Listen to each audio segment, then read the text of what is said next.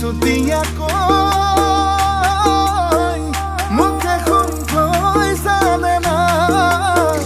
মৰমৰ বাণীৰে চেনেহৰ দীঘেৰে বিহুৱান বৈ জানে না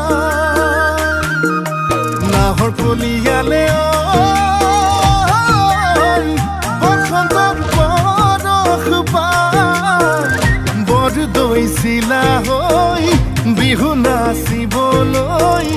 বাউলি হৈ জানে